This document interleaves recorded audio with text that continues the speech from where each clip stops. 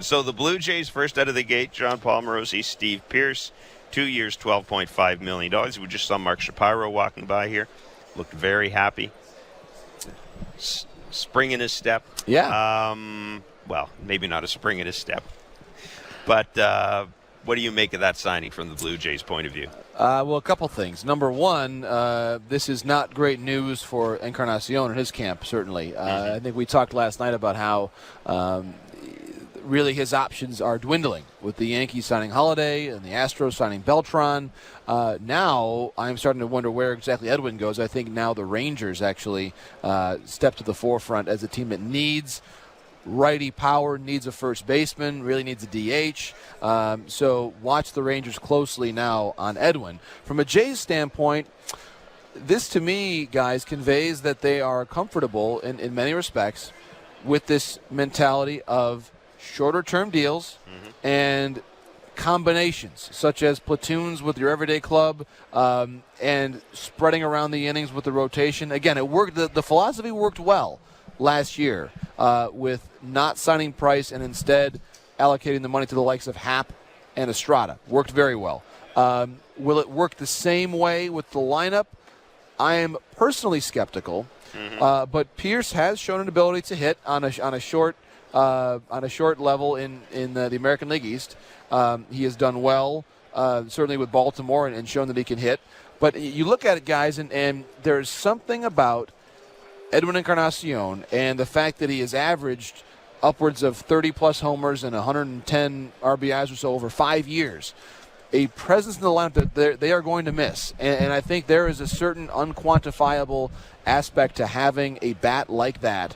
And we will see how much the Jays miss him, because right now, guys, very clearly it looks as though he is playing for someone who is not the Jays in 2017. It does look like that, and it's an interesting point that, obviously they're going to miss him. You don't replace Edwin Encarnacion with Steve Pearce and Justin Smoke or Kendrys Morales and Steve Pearce, or however you're going to work it out. But the beautiful thing about the Blue Jays is that, you talk about that presence, that bat that they're going to miss, absolutely, but they've still got two in Josh Donaldson and Troy Tulowitzki, who have that same. Maybe Tulowitzki doesn't have that same presence anymore. Donaldson certainly does. Sure. And you have, even without Edwin and Bautista, you've still got a nice little middle of the order with Donaldson, Morales, and Tulowitzki.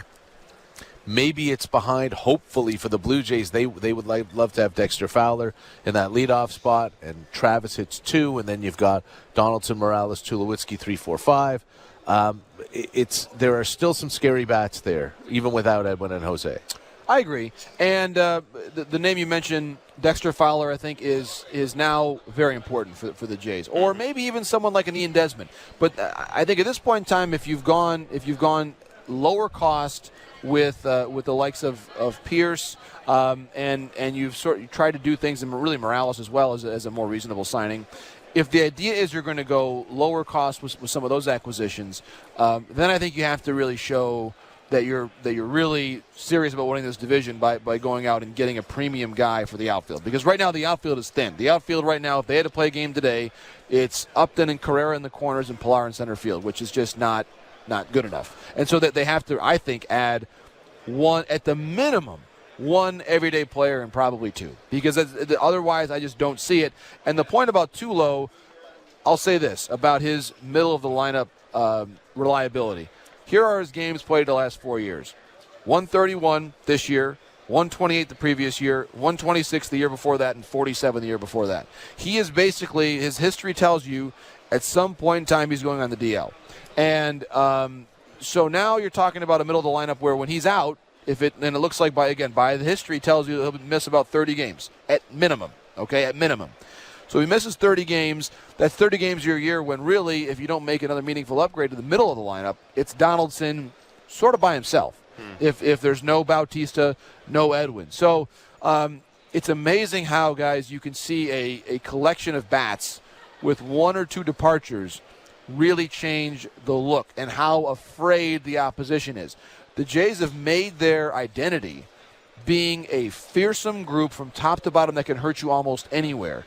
And if you lose Edwin and Jose, and you don't really replace him with anybody that's got similar thunder, you really are in a situation where it starts to change the whole dynamic and the way that the opposition, how nervous they are. I mean, they're all human beings out there. When the pitcher looks at it and sees Bautista, sees Edwin, sees all those guys, they get nervous. And I think that you see mistakes made as a result of that.